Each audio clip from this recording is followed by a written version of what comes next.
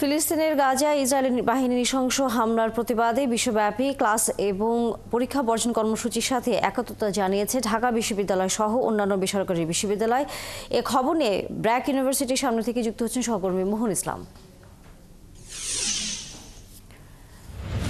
মোহন, এই কর্মসূচিতে অংশ নিয়ে শিক্ষার্থীরা কি বলছেন এবং একই সাথে আর কোন কোন বিশ্ববিদ্যালয়ে এই কর্মসূচি পালন করা হচ্ছে?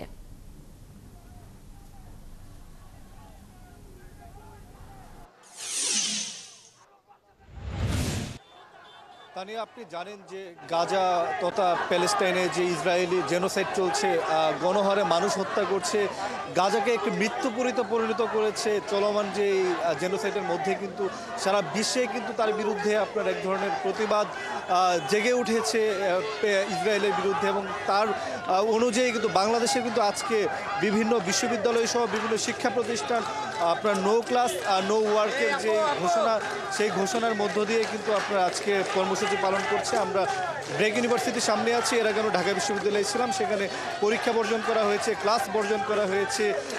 ব্র্যাকের পাশাপাশি নর্থ সাউথ আইইউবি, ইউআইইউ থেকে শুরু করে ঢাকার বিভিন্ন বেসরকারি বিশ্ববিদ্যালয়গুলোতে কিন্তু আজকের এই কর্মসূচি পালন করা হচ্ছে। আমরা একটু শিক্ষার্থীদের সাথে একটু কথা বলবো, তাদের থেকে একটু জানার চেষ্টা করব যে এই যে কর্মসূচি, সেই কর্মসূচির মাধ্যমে তারা কি বার্তা দিতে চায়। আপনার থেকে একটু জানতে চাই যে আজকে আপনারা এখানে অংশ নিয়েছেন, আমরা দেখছিলাম যে আপনি একটি প্রতীকী শিশু নিয়ে, আসলে রক্তাক্ত শিশু নিয়ে আন্দোলন করছিলেন। আপনাদের মেসেজটা কি দিতে চান? Again, please ask the question again. আপনারা আজকে এদিক থেকে আসলে কি বার্তা দিতেছেন, বা সারা বিশ্বের যারা মুসলমান রয়েছে বা ইসরায়েলের বিরুদ্ধে আপনাদের প্রতিবাদের ভাষাটা কি হচ্ছে? এই শিশুর প্রতীকীটা যে নিয়ে বসেছি, এই শিশুর মতো হাজার শিশু ফিলিস্তিনে এইভাবে কবরে দেওয়া হয়েছে, হাজার হাজার শিশু।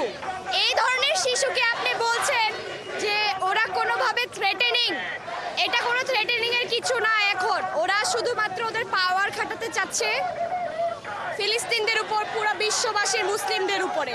আর আমরা মুসলিমরা হিসেবে ফেলড হয়েছি। সৌদি আরব এখনো চুপচাপ বসে আছে, কাতার সেখানে কালকে রং বেরঙের উৎসব করে বেড়াচ্ছে আকাশে। এটা আসলে শেমফুল বিষয়। আল্লাহ খোদাকে একদিন জবাব দিতে হবে, ভাই বোনদেরকে জবাব দিতে হবে। ওরা আমাদেরকে জিজ্ঞেস করবে যে আমরা ওদের জন্য, এটা তো একটা হিউম্যানিটেরিয়ান ইস্যু, মানবতার বিষয়। আসলে ফিলিস্তিনের জন্য সাপোর্ট শো করার জন্য আপনার মুসলিম হতে হবে না, আপনার মানুষ হতে হবে। আপনার যদি ভিতরে মনুষ্যত্ব থাকে, অবশ্যই ইউ উইল সাপোর্ট প্যালেস্টাইন। ধন্যবাদ। আমরা আরও কয়েকজনের সাথে একটু কথা বলবো।